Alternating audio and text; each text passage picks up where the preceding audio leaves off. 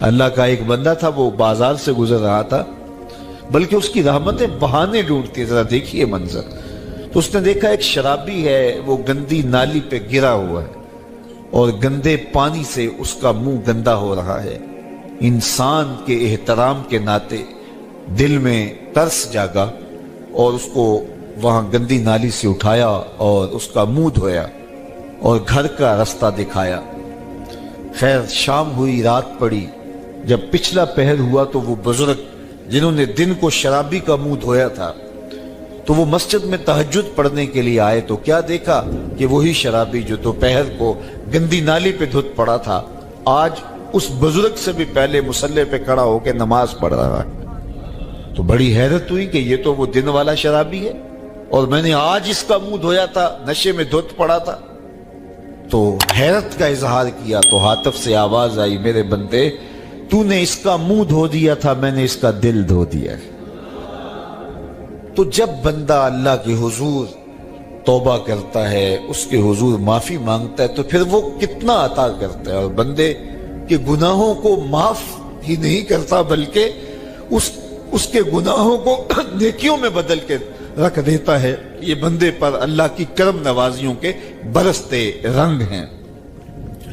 التائب من الذنب کمن لا ذنب لہ، گناہ سے توبہ کرنے والا ایسا ہوتا ہے جیسے اس نے گناہ کیا ہوا ہی نہیں۔ حدیث پاک میں آتا ہے کہ قیامت کے دن ایک شخص اپنا نامہ اعمال کھولے گا اور اسے فرمایا جائے گا کہ اپنے نامہ اعمال کو پڑھو، تو وہ نامہ اعمال پڑھنا شروع کرے گا۔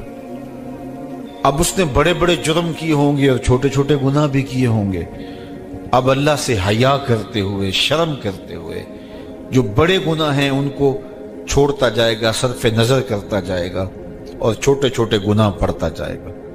جب وہ سارا نامہ اعمال پڑھ چکے گا تو آواز آئے گی، بندے جا، میں تیرے سارے گناہوں کو بدل کے نیکیوں میں تبدیل کر دیا۔ تو وہ کہے گا، اے اللہ ابھی تو میرے بڑے بڑے گناہ رہتے تھے جو میں نے ابھی پڑھے ہی نہیں۔ تو جب یہ بات اللہ کے محبوب نے ارشاد فرمائی تو حضور اتنا مسکرائے کہ صحابہ کو حضور کی داڑھیں نظر آنے لگی۔ پہلے وہ کہہ رہا ہے کہ چھوٹے چھوٹے گناہ پڑھتا ہے اور بڑے چھوڑتا چلا جاتا ہے، اور جب یہ اسے پتا چلا کہ ان گناہوں کو بدل کے نیکیوں میں تبدیل کر دیا جائے گا تو وہ کہتا ہے ابھی تو بڑے بڑے گناہ میرے رہتے تھے۔ تو اللہ کی یہ کرم نوازیوں کے رنگ ہے کہ وہ گناہوں کو بدل کے نیکیوں میں تبدیل کر دیتا ہے، اور بندہ جتنا بڑا گناہ گار تھا جب سچے دل سے اس کے حضور توبہ کرنے کے لیے حاضر ہوتا ہے تو پھر اتنا ہی بڑا نیکوکار بن جاتا ہے۔ سیدنا عمر فاروق رضی اللہ تعالی عنہ کا زمانہ تھا اور آپ جانتے ہیں وہ ہاتھ میں درہ رکھتے تھے اور گلیوں میں گشت کیا کرتے تھے رات کو۔ دن کو بھی آپ دیکھتے تو ایک شرابی تھا جو ہاتھ میں شراب کی بوتل لیے آ رہا تھا، اچانک گلی کا موڑ کاٹا تو آگے حضرت عمر آ رہے تھے، ایک دم ڈر گیا اور دل ہی دل میں کہا، اے اللہ حضرت عمر کے قہر سے بچا لے، ساری زندگی شراب نہیں پیوں گا۔ سچی توبہ کر دی اور جلدی سے وہ شراب کی بوتل بغل میں دبا لی۔ اتنے میں حضرت عمر بھی سر پہ پہنچ گئے اور کڑک کے کہا، گرج کے کہا کہ یہ تیرے پاس کیا ہے؟ تو تھی تو شراب۔ اب ڈرتے ہوئے اس نے کہا، حضور یہ سرکہ ہے۔ تو حضرت عمر فرمایا، نکالو۔ اب وہ تھر تھر کانپ رہے اور بغل سے وہ شراب کی بوتل نکالی۔ جب نکالا تو وہ شراب نہیں تھی، سرکہ بن چکا تھا۔ تو جو اللہ شراب کو سرکے میں بدل دینے پہ قادر ہے وہ گناہوں کو نیکیوں میں بدل دیتا ہے۔ تو یہ ایک صورت دکھائی کہ دیکھو یہ شراب کو سرکے میں تبدیل کر دیا، تمہارے گناہ بھی نیکیوں میں تبدیل کر دیں گے۔ تم آؤ تو صحیح اس کی چوکھٹ پہ، تم ہاتھ تو پھیلاؤ۔ حضرت داتا گنج بخش علی حجویری علیہ رحمہ کشف المعجوب کے اندر لکھتے ہیں کہ جو فرمایا گیا کہ جس نے توبہ کی اللہ نے اس کی مغفرت کر دی، تو ایک بزرگ کا قول نقل کیا کہ جس کو اللہ نے بخشنا تھا اللہ نے اس کو توبہ کی توفیق دے دی۔ اس کو بلایا ہی اسے ہے جس نے مغفرت کرنی تھی۔ تو توبہ کی توفیق کا نصیب ہو جانا یہ اللہ کی خاص رحمتیں ہیں، اور توبہ کرنے والا اللہ کی خاص رحمتیں پاتا ہے۔ توبہ کرنے والا جب اس کے حضور حاضر ہوتا ہے تو اللہ تعالیٰ اس پہ بہت خوش ہوتا ہے۔ اللہ کے محبوب علیہ السلام نے باقاعدہ ایک مثال سے یہ حقیقت سمجھائی کہ توبہ کرنے والے کے لیے اللہ کی خوشی کا عالم کیا ہوتا ہے، اللہ کیسے خوش ہوتا ہے توبہ کرنے والے پر۔ تو حضور نے ارشاد فرمایا ایک بندہ لمبا سفر کر کے اور صحرا کے اندر ایک لمبے سفر پہ تھا، تو راستے کے اندر اس نے چند لمحوں کے لیے سستانے کے لیے، دوپہر کاٹنے کے لیے ایک درخت کے ساتھ اپنا جانور باندھا اور خود سو گیا۔ اس کا خیال تھا چند لمحوں کے لیے آنکھوں کی نیند نکالوں گا اور آگے بڑھ جاؤں گا، اس لیے اس نے سامان بھی، سواری اونٹ کے اوپر جو لدا ہوا سامان تھا، اس میں کھانا تھا، پینا تھا، دیگر ضروریات کی چیزیں تھی، تو وہ بھی نہیں اتارا، کجاوے پر ہی پڑا رہا کہ چند لمحوں کے لیے میں نے کمر سیدھی کرنی اور آگے چلے جانا ہے۔ تو تھوڑی دیر کے بعد اس کی آنکھ کھلی تو کیا دیکھتا ہے کہ اونٹ ماں ساز و سامان کے غائب ہے۔ تو صحرا میں اونٹ کا گم جانا زندگی گم جانے کے مترادف ہے۔ تا حد نظر نہ کوئی آبادی، نہ کوئی انسانی وجود، تو پھر زندگی نہیں، موت کے منہ میں اپنے آپ کو دھکیل لینا ہے جنگل میں اگر آپ کے پاس کچھ باقی نہیں بچتا ہے۔ تو اس نے دیکھا کہ سواری غائب ہے، سواری غائب ہے تو اس کے اوپر جو سامان تھا وہ بھی غائب ہے، تو وہ دائیں بائیں بھاگا دوڑا اس خیال سے کہ میں جو ہے وہ اپنی سواری کو تلاش کر لوں، لیکن سواری نہیں مل پائی۔ تو پھر وہ دوبارہ آیا اور اسی جگہ بیٹھ گیا، اب موت کا انتظار کرنے لگا۔ چونکہ صحرا میں سواری گم گئی اور میلوں تک انسانی آبادی ہی نہیں ہے، تو وہیں پیاس سے ہلکان ہوا، بے چین ہوا، وہاں درخت کے ساتھ ٹیک لگا کے موت کا منتظر ہو کے بیٹھ جاتا ہے، اور یوں بیٹھے بیٹھے اس کی آنکھ لگ جاتی ہے۔ اچانک اس کی آنکھ کھلتی ہے تو کیا دیکھتا ہے کہ اونٹ ماں ساز و سامان کے پاس کھڑا ہے۔ تو اونٹ کا ملنا زندگی مل جانا تھا، تو وہ اتنا خوش ہوا، اتنا خوش ہوا کہ خوشی سے اس کی زبان بل کھا گئی۔ وہ کیا کسی نے کہا نا کہ جب بھی تیری قربت کے امکان نظر آئے ہم اتنے خوش ہوئے کہ پریشان نظر آئے۔ تو کہنا تو یہ تھا کہ اے اللہ تو میرا رب اور میں تیرا بندہ، لیکن وہ خوشیوں کے ہجوم میں درک گیا اور کیا کہتا ہے، اللہم انت عبدی وانا ربک، اے اللہ تو میرا رب، تو میرا بندہ اور میں تیرا رب۔ تو اس قدر وہ خوشیوں میں درک گیا کہ اس کو اپنی زبان پہ قابو اور کنٹرول نہ رہا۔ کسی کے آنے سے ایسے ہوش اڑے ساقی کے، شراب سیخ پہ ڈالی اور بوتل میں کباب۔ تو کہتا ہے اللہم انت عبدی وانا ربک، تو میرا بندہ اور میں تیرا رب۔ تو یہ اس کی زبان قابو میں نہ رہی اور وہ بل کھا گیا، خوشیوں کا ہجوم ایسا ہوا۔ تو اللہ کے محبوب نے یہ مثال بیان کرنے کے بعد ارشاد کیا، مجھے بتاؤ اس بندے کو کتنی خوشی ہوئی کہ زبان پہ قابو نہیں، جذبات پہ کنٹرول نہیں، کہنا کچھ ہے بول کچھ رہا ہے۔ تو صحابہ نے عرض کی حضور بہت خوشی ہے۔ تو فرمایا جس طرح یہ بندہ اونٹ کے ملنے پر واپس آنے پہ خوش ہوا، حتیٰ کہ خوشیوں کے ہجوم میں اس کی زبان بھی قابو میں نہیں رہی، یہ بتا رہا ہے خوشیوں کے وفور کا عالم اور مسرتوں اور جو ہے وہ خوشیوں کی کثرت کا عالم بتا رہا ہے۔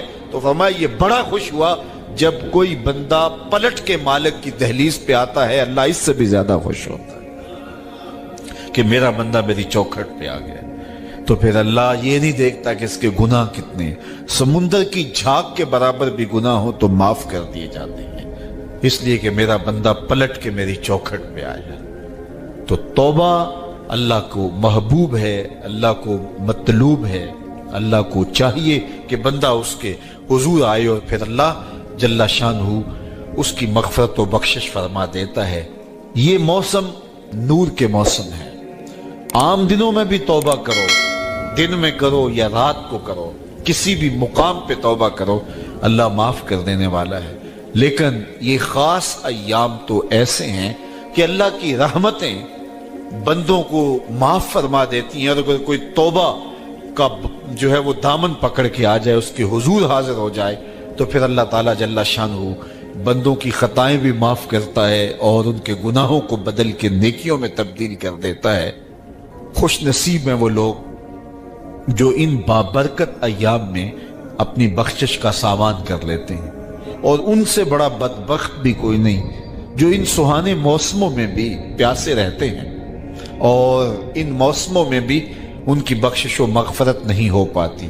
رت سہانی ہو، موسم اچھا ہو، تو مجھے بتاؤ کہ جو اس موسم میں بھی اپنے آپ کو محروم رکھے تو اس سے بڑی بد نصیبی کیا ہوگی۔ اللہ کے محبوب علیہ السلام نے منبر کی تینوں سیڑھیوں پہ قدم رکھتے ہوئے آمین آمین پکارا، تو حضور علیہ السلام سے عرض کیا گیا یا رسول اللہ صلی اللہ علیہ وسلم، ہر سیڑھی پہ قدم رکھتے ہوئے آپ نے آمین کہا، تو آپ نے کس بات پہ آمین کہا؟ فرمایا جبریل امین حاضر خدمت ہوئے اور انہوں نے کہا اس شخص کی ناک خاک آلود ہو جو ماہ صیام رمضان المبارک کو پائے اور اپنی بخشش نہ کروا سکے۔ تو میں نے اس پہ آمین کہا کہ اتنا مقدس مہینہ نصیب ہو، اتنا سہانا موسم آئے اور وہ پھر جہاں کھڑا تھا وہی کا وہی کھڑا رہے۔ میں اور آپ اپنا محاسبہ کر سکتے ہیں۔ موسم رحمت اور فصل نور رمضان المبارک اپنا آدھا سفر طے کر چکا ہے، یہ مبارک مہینہ آدھا سفر اس کا بھی باقی ہے۔ تو میں اور آپ ذرا اپنے آپ کو اپنے ضمیر کی عدالت میں کھڑا کر کے اپنے آپ کو دیکھ کر کے دیکھیں، سوچیں کہ ہم نے ان 15 دنوں کے اندر کتنا سفر طے کیا۔ 29-30 شعبان کو ہم جہاں کھڑے تھے، کیا ہم آج بھی وہیں کھڑے ہیں یا ہمارا کچھ سفر بہتری کا ہوا ہے؟ اور اگر ہم وہیں کے وہیں کھڑے ہیں تو پھر ابھی وقت ہے ہم بقیہ 15 دنوں میں اللہ کی رضا جوئی کے لیے کوشاں ہو جائیں، ورنہ کتنی بڑی وعید ہے۔ جبریل دعا کر رہے ہیں اور اس پہ حضور آمین کہہ کے مہر لگا رہے ہیں، اس شخص کی ناک خاک آلود ہو جو ماہ صیام کو پائے اور اپنی بخشش نہ کروا سکے۔ مجھے اور آپ کو پتہ ہے کہ ہم کہاں کھڑے ہیں۔ بل الانسان علی نفسہ بصیرہ ولو القی معاذیرہ، انسان خود اپنے آپ کو جانتا ہے کہ میں کہاں کھڑا ہوں، وہ اپنے آپ کو خود دیکھتا ہے۔ ایک تو فیصلہ قیامت کے دن ہوگا، نامہ اعمال تولے جائیں گے اور نامہ اعمال کے تلنے کے بعد پتہ چلے گا نیکیاں کتنی ہیں اور برائیاں کتنی ہیں۔ لیکن ایک ہم اپنے ضمیر کے اندر ترازو گاڑ کر کے اپنے عمل تول سکتے ہیں اور ہمیں پتہ ہے ہم نے نیکیاں کتنی کی، ہمیں پتہ ہے ہم نے برائیاں کتنی کی۔ جو نیکیاں کی ان میں اللہ کی رضا کے لیے کتنی کی، لوگوں کے دکھاوے کے لیے کیا کیا، خواہش نفس کے لیے کیا کیا، لوگ اس کو نیکی سمجھتے رہے لیکن ہم تو سمجھتے ہیں وہ نیکی ہے کہ نہیں ہے۔ اس طرح جو برائیاں کی وہ تو برائیاں ہیں۔ تو میں اور آپ اپنے ضمیر کی عدالت میں ترازو گاڑ لیں اور اپنے اعمال کو ابھی تول لیں۔ فرمایا گیا حاسبو قبل ان تحاسبو، قبل اس سے کہ تمہارا حساب کیا جائے تم اپنا حساب پہلے ہی کر لو۔ اللہ اکبر، یہ ہے تیرا رب، آجا پلٹ کے، آنا تو تو نے ہے ہی، پھر جو لوگ کندھے پہ اٹھا کے لائیں گے، اچھا نہیں اپنے قدموں سے چل کے آجا، بھاگ تو سکتا نہیں ہے، آنا تو تو نے پھر میری دہلیز پہ ہے، لیکن پھر لوگ اٹھا کے لائیں گے، پھر منہ ڈھانپ کے آتا پھرے گا، اچھا نہیں کھلے منہ سے آجا، میری رحمتیں تجھے بڑھ کے استقبال کرنا چاہتی ہیں۔ میرا بندہ میری طرف ایک بالشت آتا ہے تو فرمایا کہ میں اس کی طرف ایک ذرا آتا ہوں، ایک گز آتا ہوں، اور اگر میرا بندہ میری طرف ایک قدم آتا ہے میں 70 قدم آتا ہوں، اور اگر میرا بندہ میری طرف چل کے آتا ہے اتیتہ ہر والا، میری رحمتیں دوڑ کے استقبال کرتی ہیں اس کو۔ آج آجا، کل تو تو نے آنا ہی آنا ہے، کل لوگ اٹھا کے لائیں گے، بہتر اپنے قدموں سے خود چل کے آجا۔ یا ایھا الانسان ما غرک بربک الکریم الذی خلقک فسواک فعدلک فی ای صورت ما شاء رکبک۔ دیکھ کیسی سونی شکل دی ہے، کیسی صورت دی ہے، کیا جمال تجھے عطا کر دیا ہے، تجھے پتہ ہی نہیں تجھے کیا کیا جو ہے وہ نظم دیے ہیں، تیرے اندر کیا کیا سسٹم اس نے لگائے۔ میرے ایک دوست کے اندر، جو ایک دوست ہے، اس کے منہ کے اندر جو لعاب کی مقدار ہے، وہ جو مطلوبہ مقدار چاہیے اس سے کچھ کم پیدا ہوتی ہے، تو اس کو بولنے میں دقت ہے۔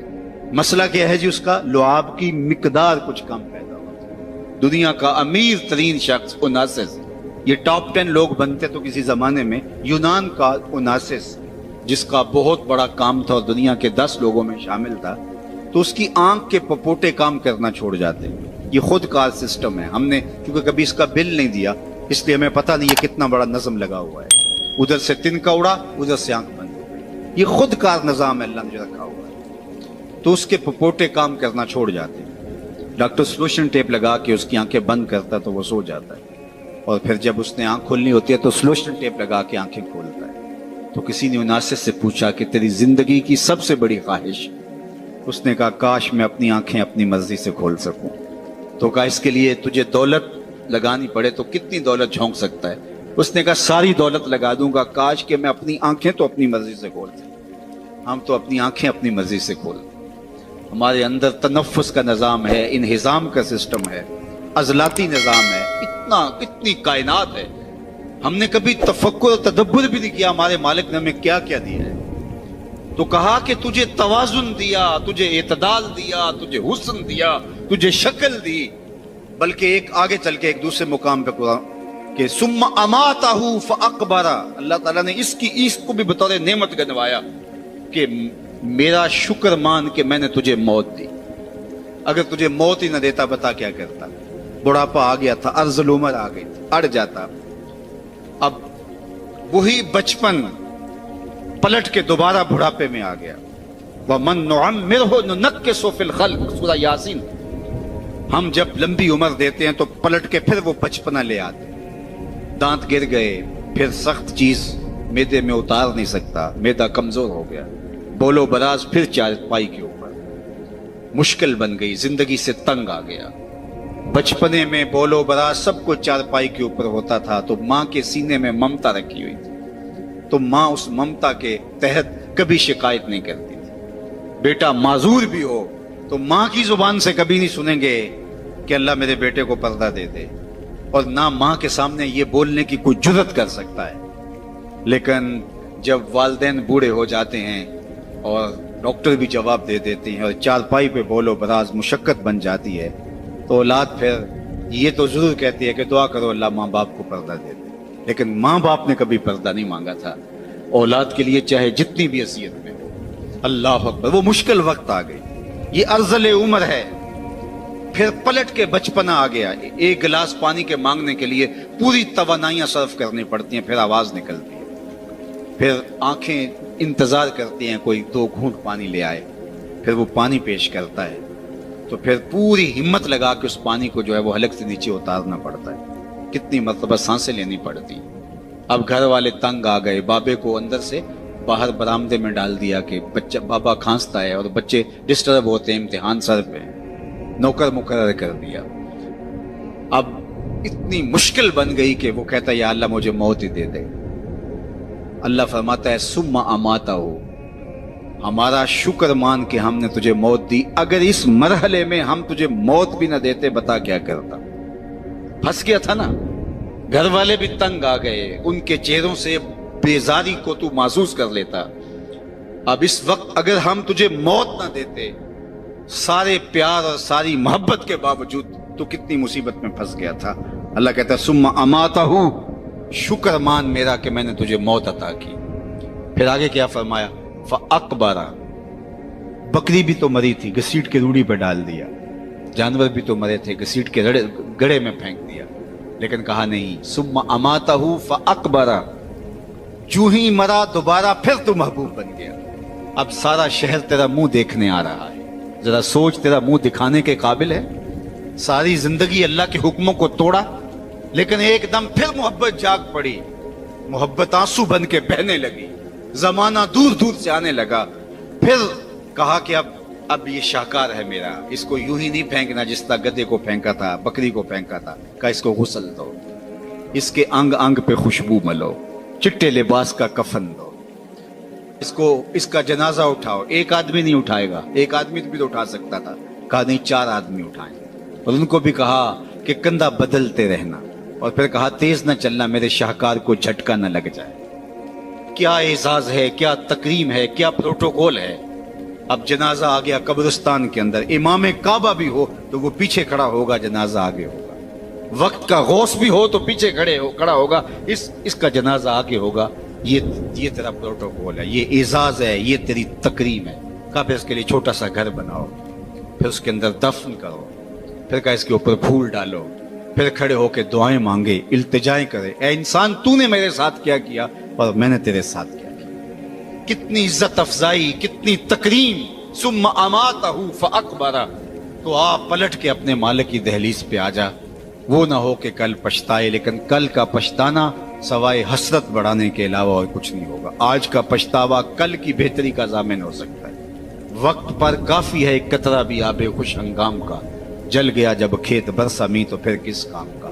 آپ دیہات کے رہنے والے ہو، آپ تو جانتے ہو کہ جب زمین وتر میں ہوتی ہے تو اس وقت بیج ڈال لیں تو پھر پودا کتنی تیزی کے ساتھ گروتھ کرتا ہے، لیکن جب زمین وتر سے نکل جائے تو پھر کوئی فائدہ نہیں ہوتا۔ آج زندگی کی زمین وتر میں ہے، آج ساوی نے کھلے راوی نے انج ٹوک نوکھڑے ٹوک دے نہیں، ٹر پویں تے فاصلے مک جاندے، گھر بیٹھیاں پینڈے مک دے۔ آج اٹھنے والا ہر قدم تمہیں منزل سے قریب کر دے گا، اور کل کا پچھتاوا سوائے حسرت، دکھ اور اذیت بڑھانے کے اور کچھ نہیں ہوگا۔ یا لیتنی قدمت لحیاتی، یہ قرآن نے کہا کہ وہ چیخ چیخ کے کہے گا ہائے میں اس زندگی کو یہاں بھیج دیا ہوتا پہلے، لیکن پھر کیا فائدہ۔ بلکہ میں نے تو پڑھا ہے کہ قیامت کے دن نیکوکار بھی پچھتائیں گے۔ بدکاروں کا پچھتانا تو سمجھ میں آتا ہے، نیکوکار کیوں پچھتائیں گے؟ جب اپنے اچھے اعمال کی جزا دیکھیں گے تو وہ پچھتائیں گے، جو چند لمحے ضائع کر دیے وہ بھی کیوں ضائع کر دیے، وہ بھی اس کی یاد میں، اس کے ذکر میں، اس کی محبت میں گزار دیے ہوتے۔ تو آج وقت ہے، آج فرصت ہے، آج لے ان کی پناہ، آج مدد مانگ ان سے، کل قیامت کو نہ مانیں گے اگر مان گیا۔ اس دن تو ہر کوئی مانے گا، لیکن آج کا پچھتاوا کل کی بہتری کا ضامن ہو سکتا ہے۔ وہ ایک فقیر تھا، بازار میں کھڑا رو رہا تھا، تو ایک آدمی نے گزرتے روک کر کے کہا کسی نے مارا ہے بابا؟ میں پوچھ لیتا ہوں۔ کہا نہیں کوئی ایسی بات نہیں، تو کیوں رو رہے ہو؟ اس نے کہا بس ان کے رویے نے رلا دیا۔ کیا مطلب؟ کہا گزر رہا تھا، ان کو دنیا میں کھوئے ہوئے دیکھا تو میرے دل میں خیال آیا کہ ان بندوں کی رب کی صلح نہ کروا دوں۔ تو اس نے حیرت سے پوچھا پھر کیا ہوا؟ کہا میں نے اس سے بات کی، اس نے کہا لے آ میری تہلیز پہ، میری چوکھٹ پہ، ایک آنسو سے سارے گناہ دھو ڈالوں گا۔ میں بڑا خوش ہوا، میں ان سے بات کی، یہ الٹا میرا مذاق اڑا۔ جا بابا کام کر، کہاں سے آ گیا ہے تجھے کیا پتا یہ دنیا اور دنیا داری اور دنیا کے معاملے، یہ کاروبار حیات، جا موج کر۔ وہ تو مان گیا تھا، یہی نہیں مانے۔ 2 4 5 دن گزرے تو وہی شخص دوبارہ گزرا تو قبرستان میں وہی بابا کھڑا رو رہا تھا۔ تو وہ پھر رکا، کہا کہ بابا بازاروں میں بھی روتا ہے، قبرستانوں میں بھی روتا ہے، آج کیا ماجرا ہوا؟ کہا ان سے مایوس ہو گیا تھا تو آج میں ادھر آ گیا، تو میں نے سوچا ان کی قبرستان والوں کی رب کی صلح کروا دوں۔ تو اس نے کہا کہ جو ہے پھر کیا ہوا؟ اس نے کہا میں ان سے بات کی، انہوں نے کہا ہم تیار ہیں، لیکن اس سے بات کی تو وہ نہیں مانا۔ آج وہ مان رہا ہے اور کل وہ نہیں مانے گا۔ آج لے ان کی پناہ، آج مدد مانگ ان سے، کل قیامت کو نہ مانیں گے اگر مان گیا۔ آج کا پچھتاوا کل کی بہتری کا ضامن بن سکتا ہے۔ یہ تھوڑی زندگی ہے، یہ ٹوٹ کے بکھر جانے والا خواب ہے، کچھ نہیں ہے اس دنیا کی حقیقت۔ چیز دنیا ہے کیا؟ از خدا غافل بدن، یہ خدا سے غافل ہونے کا نام ہے۔ اللہ کی غفلت موت ہے۔ اپنے آپ کو اللہ کی دہلیز پہ رکھو، پھر یہ دنیا نہیں ہے۔ تمہارا کمائی کر کے لا کے بیوی کے منہ میں لقمہ رکھنا بھی دین کہلائے گا۔ بس اپنے دل کے قبلے کو درست کرنا ہے۔ یہ تھوڑا وقت ہے، زندگی ٹوٹ رہی ہے، ہم سمجھتے ہیں ہم بڑے ہو رہے ہیں، لیکن حقیقت میں ہم چھوٹے ہو رہے ہیں۔ جو قرآن نے کہا ان الانسان لفی خسر، بے شک انسان خسارے میں ہے۔ تو ایک بزرگ تھے، فرماتے مجھے سمجھ نہیں آتی تھی انسان خسارے میں کیسے۔ میں سمرقند کے بازار سے گزر رہا تھا اور ایک آدمی پھٹے کے اوپر رکھ کے برف بیچ رہا تھا اور ساتھ آواز لگا رہا تھا۔ آج کل تو یہ پاپڑ بیچنے والے بھی آواز لگاتے ہیں، تو وہ پھٹے کے اوپر برف رکھ کے بیچ رہا تھا اور آواز لگا رہا تھا، اور آواز کیا تھی؟ ارحموا ارحموا علی من یذوب راس مالہ، ہو گزرنے والو میرے پہ ترس کھاؤ، میں ایسا تاجر ہوں جس کا راس المال پگھلتا جا رہا ہے۔ کیونکہ برف ایک ایسا سودا ہے جو گاہک کا انتظار نہیں کرتا۔ آپ کوئی اور چیز بیچتے ہیں، کپڑا بیچتے ہیں، ہو سکتا ہے کل دوانے مہنگا ہو جائے۔ آپ پیٹرول بیچتے ہیں، آج نہیں بکری ہوئی، کل ہو سکتا ہے پڑا 10 روپے اوپر چلا جائے، آپ کروڑوں کے فائدے میں چلے جائیں۔ لیکن برف اگر مہنگی بھی ہو گئی تو کل برف ہی نہیں ہوگی۔ تو وہ پھٹے کے اوپر رکھ کے برف بیچ رہا تھا اور ساتھ آوازیں دے رہا تھا، ارحموا ارحموا علی من یذوب راس مالہ، आओ मेरे पे तरस खाओ, मुझसे बर्फ का एक एक टुकड़ा लेते जाओ, मैं ऐसा ताजिर हूं जिसका रासुल माल पिघलता जा रहा है। तो वो कहते हैं मेरे कदम रुक गए और मैंने उसको कहा मुझे इन्नल इंसान लफी खुस्र का तर्जुमा समझ में आ गया। जिस तरह तेरी बर्फ पिघलती जा रही है मेरी जिंदगी पिघलती जा रही है, तेरी बर्फ कतरा कतरा पिघल रही है और मेरी जिंदगी सांस सांस पिघल रही है। और अगर तू इस बर्फ को अभी बेच ले तो इसके बदले में दिरहम, दीनार, गल्ला, पारचा जात कुछ ले ले तो तुझे 4 आने बच जाएंगे और मैं इन सांसों के बदले दरूद पढ़ लूं, इन सांसों के बदले कयाम कर दूं, किसी दुखी के सर पे हाथ रख दूं, किसी जरूरतमंद के काम आ जाऊं, सजदा कर लूं इन सांसों के बदले, तो ये मेरी सांसें काम आ जाएंगी, वरना तो सो के भी गुजर जाएंगी, आवारगी में भी गुजर जाएंगी। तो ये सांसों की गिनती सैयद नलील मुर्तजा रदी अल्लाह तआला अन्हु फरमाते हैं, ये मौत की तरफ उठते हुए कदम है तुम्हारे सांस। कभी आप इशारे पे रुके हो तो वहां गिनती उल्टी चल रही होती है, 60 से 50 से 20 से नीचे आ रही होती है। गिनती जब उल्टी चलती है तो बहुत जल्द जीरो पे आ जाती है, और जब जीरो पे आ जाती है तो फिर रुका नहीं जाता। अल्लाह अकबर, ये 60 से 70 से 50 से ये माहो साल की गिनती उल्टी चल रही है। हम समझते हैं हम बड़े हो रहे हैं लेकिन छोटे हो रहे हैं, और जब जीरो पे आए तो उसी का नाम तो मौत है। फिर कोई रोक नहीं पाएगा, कोई ताकत नहीं है कि उसको रोक सके। तुम बुरूजे मुशय्यदा मजबूत कलों में भी चले जाओ तो वहां भी तुम्हें मौत उचक लेगी आके। इससे रुस्तगारा नहीं, इससे छुटकारा नहीं। इकबाल ने कहा था मौत है हंगामा आ रहा कुल ज़मे खामोश में, डूब जाते हैं सफीने मौज की आगोश में। मौत तुम्हें पकड़ लेती है, लोग मौत तुम्हें मजबूत जो है वो कलों के अंदर भी उचक के ले जाती है। एक मुफक्किर ने कहा था कि अगर मौत से छुटकारा मुमकिन होता तो मैं अपनी मां को ना मरने देता, मैं जो है वो अपनी मां को ना मरने देता। मेरा सबसे बड़ा जो है वो अजीम रिश्ता था, अगर मौत से बचाना किसी को मुमकिन होता। लेकिन मौत जो है वो बहनों से भाई उठा के ले जाती, मौत भाइयों से बहनें उठा के लेते, माँ बाप से उनके लाल छीन लेती हैं और औलादों से माँ बाप छीन लेती हैं। तो मौत से तो छुटकारा नहीं है, मौत से तो भाग नहीं सकते, फरार इख्तियार नहीं कर सकते। तो फिर आइए जिंदगी ऐसे गुजारें कि मरने के बाद भी एक खुशगवार जिंदगी हमारा इस्तेकबाल करे। फिर मौत तोहफातुल मोमिन बन जाती है, जो अल्लाह के महबूब ने फरमाया तोहफातुल मोमिन अल मौत। फिर मौत एक भयानक मंजर नहीं रहता, मौत फिर मोमिन के लिए तोहफा बन जाती है। बिलाल हबशी रदी अल्लाह तआला अन्हु का आखिरी वक्त आता है तो उनकी जोजा सराहने बैठी और सांस टूटने लगती है, तो वो कहते हैं वाह हुस्न ना हो, हाय अफसोस मेरा शौहर मुझसे जुदा हो रहा है। तो बिलाल हबशी की भी सांसें बाकी थी। आपने पलट के कहा क्या क्या बोल रही है? कहा आप जुदा हो रहे हैं तो ये कहना बनता है मेरा। कहा ये ना कहो, बल्कि कहो वाह तरबा हो गदन अल का मुहम्मदन व असहाबा हो।